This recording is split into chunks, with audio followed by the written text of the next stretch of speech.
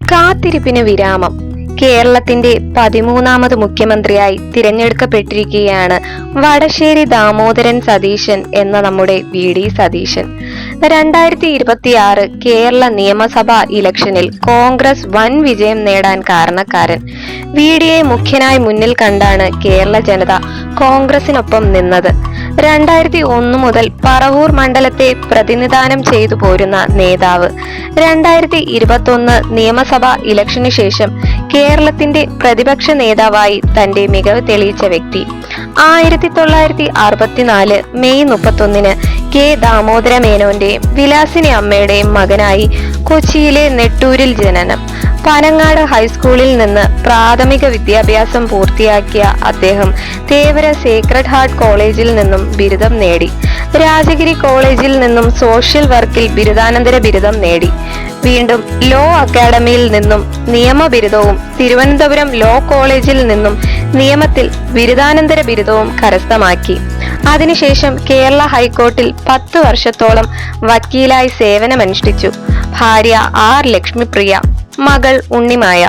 അദ്ദേഹത്തിന്റെ രാഷ്ട്രീയ ജീവിതം വിദ്യാഭ്യാസ കാലത്തെ തുടങ്ങിയതായിരുന്നു.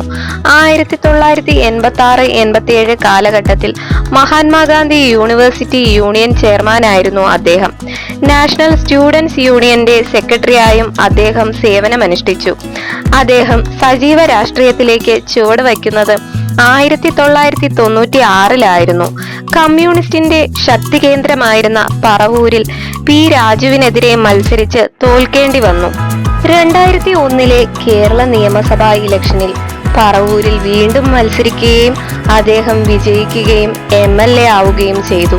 പിന്നെ അങ്ങോട്ട് പറവൂർ മണ്ഡലത്തിൽ നിന്നും മത്സരിച്ച് നിരവധി തവണ നിയമസഭയിലേക്ക് തിരഞ്ഞെടുക്കപ്പെട്ടു. ഇന്ത്യൻ നാഷണൽ കോൺഗ്രസിന്റെ ചീഫ് വിപ്പായും സേവനമനുഷ്ഠിച്ചു. 2021 മെയ് 22 15ാമത് കേരള നിയമസഭയിൽ പ്രതിപക്ഷ നേതാവായി അദ്ദേഹം തിരഞ്ഞെടുക്കപ്പെട്ടു.